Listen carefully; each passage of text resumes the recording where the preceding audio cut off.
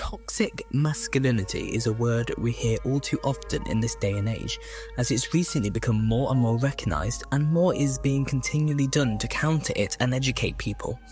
There is an assumption that before the past decade, every part of the media has been a stirring pot of all these now considered negative traits. So naturally you'd expect a male Doctor Who companion from the 1960s, one whose backstory is a soldier led solely by a sense of nationalism, to be the epitome of toxic masculinity. But Jamie McCrimmon is actually a leader in the fight against this portrayal of men in television, and is in fact a near perfect male role model, one we won't see again in Doctor Who for quite some time.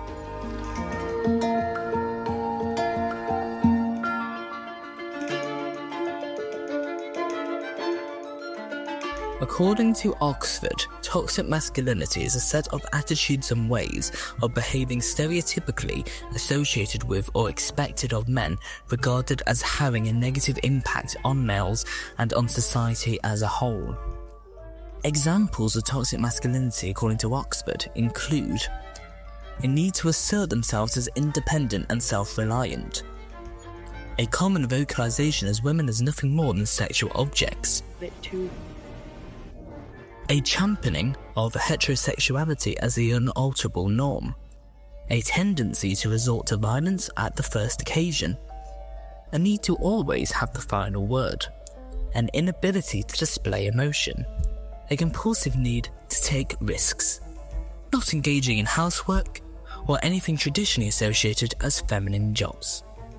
The fight against toxic masculinity is particularly important, as many academics and researchers say that it's a primary cause of mental health issues in men, and by extension the abnormally high male suicide rates that multiple countries in the West share. One of the many ways this can be reduced is to reduce the normalisation of these qualities in the media.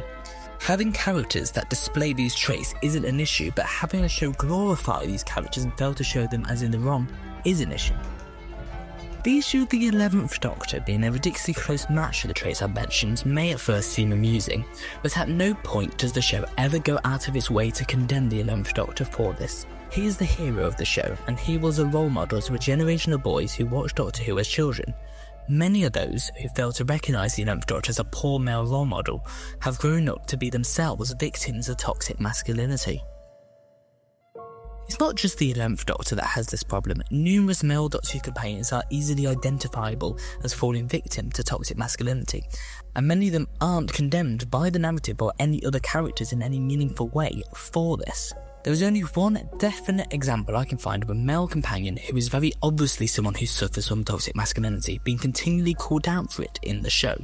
Someone who the show purposely made a holder of these traits and then used it to show that these things were bad. That person is Harry Sullivan. A character who was almost a satire of someone whose views were in the past and, as well, again and again he'd embody all these qualities, but someone would always call him out for it. This never happened really with any other male companions, and it certainly never happened with the 11th Doctor. Harry Sullivan is a character from 1974, and yet the writing is so much more advanced in terms of how modern attitudes towards masculinity and mental health are viewed than anything written during the Moffat era.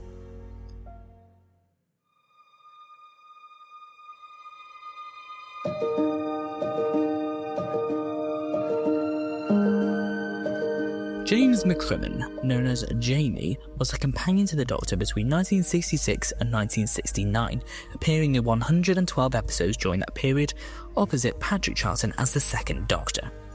The character originated in a serial by Elwyn Jones and script editor Jerry Davis called The Highlanders, where he was simply written as a one-off guest character. The Highlanders, which is sadly entirely missing from the BBC archives after they adjunct it, took place in 1746, just after the Battle of Culloden, which was the culmination of the failed Jacobite rebellion, period where Highlanders were being hunted down by the British.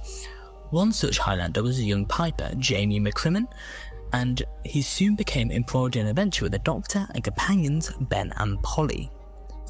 Although written out at the end of the serial, it was decided by producer Innes Lloyd that the character would continue, joining the regular cast from the end of the adventure.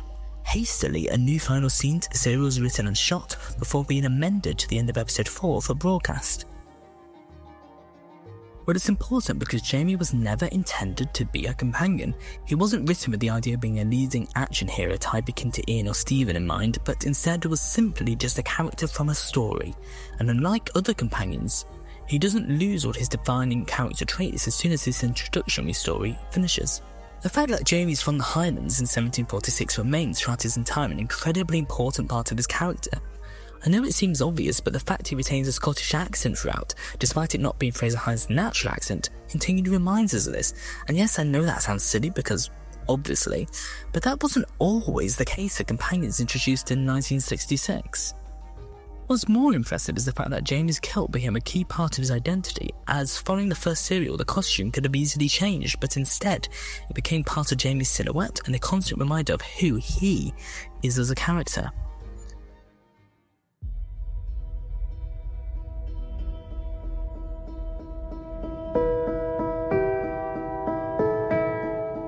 Jamie McCrimmon embodies everything that modern-day society says men should embody.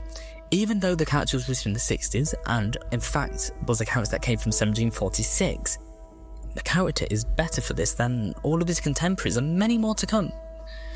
Firstly, let's get this out the way. Jaime is protective of women. That could be considered one of his defining character traits. But he's also just as protective of men. In fact, Jaime is really someone who is just generally protective of everyone. This in itself already rules out the not showing emotions argument, as a lot of what he does is him unadulteratedly showing his emotions and then going to help or protect someone. Often this is women because he's around a lot of women who the writers like to often put in a lot of peril.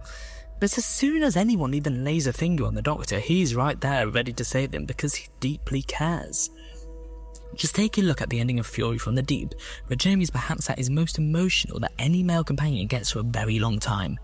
Jaime is not afraid to hide his emotions, but in fact recognises them as his greatest asset. If you take a look at his predecessor Ben Jackson, it's almost laughable when he has a go at the Cybermen for removing their emotions when he's about as stoic as you can get. Jaime is the opposite to that, and thus the perfect companions have faced the Cybermen in 4 separate stories. Beyond an ability to comfortably display emotions, if we take a further look at the traits of toxic masculinity, we can see that Jaime is a pretty good fit when it comes to finding an antithesis. If we take a look at a need to assert themselves as independent and self-reliant, then instantly we see a contrast to Jaime. Unlike some other companions, Jaime completely understands that travelling the universe is best done as a team. Even though he's basically the Doctor's #1 fan, he just as much wants to encourage a more the merrier attitude. Every other venture it seems he's trying to get someone else to join the crew, and when Victoria left, as mentioned before, Jaime really struggles. Struggled so much he had to make up a reason for Victoria leaving in order to keep himself together as well, because she left because she was travelling with the Doctor was too much for her, and not because, well... Why she wants to learn graphology, I have no idea. Will we ever get back? Yeah, 2 Doctors bad. If we take a look at the point, a tendency to resort to violence at the first occasion, then maybe your prejudices of Jaime's superficial character may play a part, but in fact Jaime is pretty much the opposite of this. Yes, Jaime is introduced following a battle and holding a sword, but following this he does very much settle mostly for a brain over brawn approach. Now, speaking of brain, it is true that Jaime doesn't actually possess much of that, but he thinks he does. This actually becomes an advantage to him because many enemies will judge him by his appearance and negate the fact he isn't just the muscle they think he is. A lot of this is the influence of the Doctor rubbing off on him, as he evolves over his tenure and really grows into the practice of thinking his way out of problems. Jaime will often come up with plans with varying degrees of success, but the point is he will always think things through in detail. Next, let's take a look at a need to always have the final word. Now, it can't be denied that Jaime has a bit of a gob on him, usually done for comedic effect. But let's just say that he's happy enough to defer the final word to the Doctor almost every time. He likes to get his opinion across and have it considered, but fundamentally he understands that the Doctor is the one with the final say, and he graciously accepts that. And then let's look at the argument, a compulsive need to take risks, and there is a view that Jaime might qualify for this, as he is often daring and will get himself into lots of mad situations easily, but I think we can just about give Jaime a pass to this. This is kind of the qualifying characteristic to be a Doctor Who companion, and the show just wouldn't work without it. I think it's nearly impossible to find a non-risk-taking companion. So I think this point can be negated, in the interest of fairness. And then there's the not engaging in household work or anything traditionally associated as feminine jobs. Well. Following with that, we have 2 items left on our list, both of which need to be covered in a little more depth.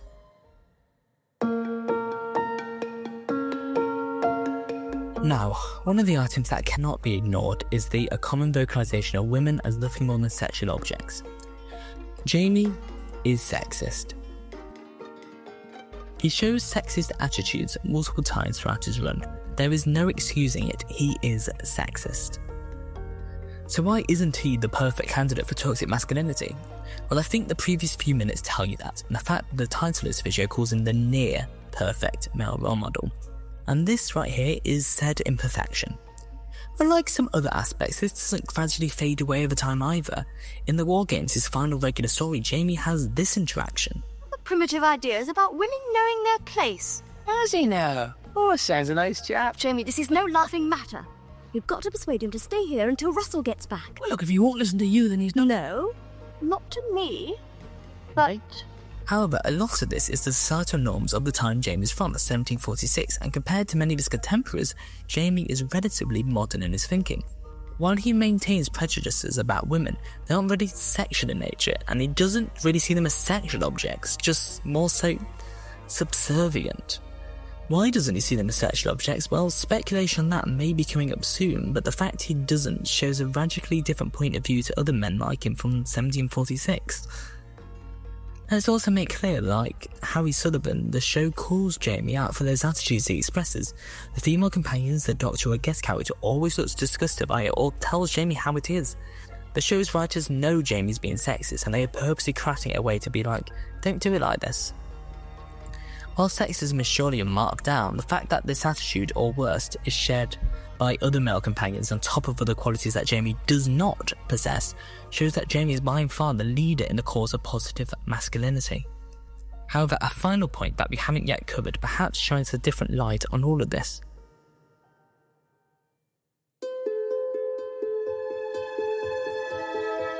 During the course of writing this video, the topic of Jaimes' sexuality has taken an unexpected prominence in the fandom's discussion of the character.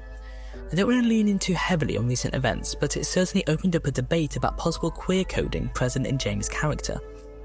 Most of this speculation comes from humorous moments purposely improvised by Fraser Hines and Patrick Charlton during their episodes, not for any particular reason other than the humour of it.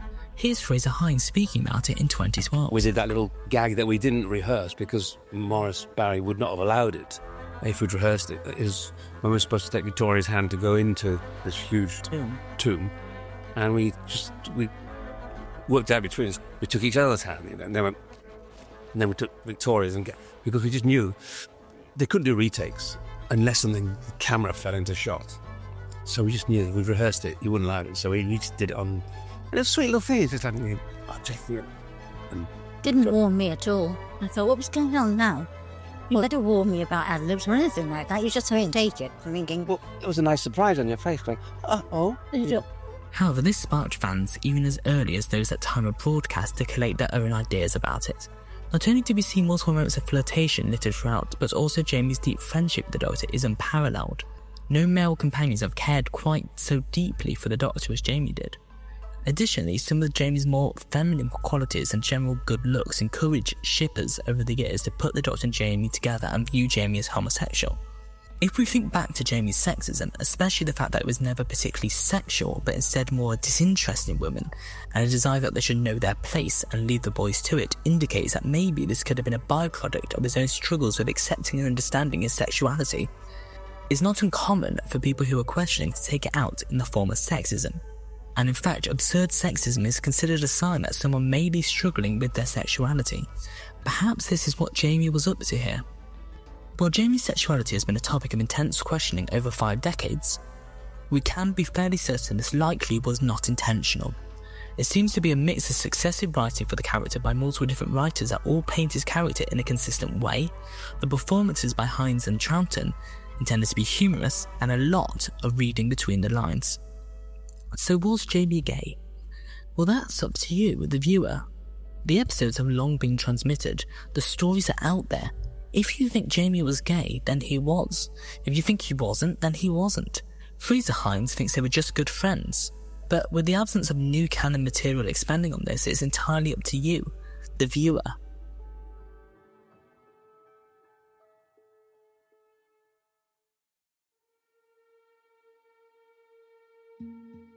So Jamie McCrimmon fits the bill pretty well when it comes to finding a near-perfect male role model. He's a team player, he was happy to think his way out of problems with varying degrees of success, but he'll stand back and allow the Doctor and those more intelligent than him to do what they need to do without hesitation. He'll freely show his emotions and is more than happy to muck in when needed, and is happy to be as gay or not gay as you like. That to me sounds like a pretty good male role model, and I don't think it's for another 5 decades that you get anything near enough as good from Doctor Who. Jamie McCrimmon is the near perfect embodiment of positive masculinity.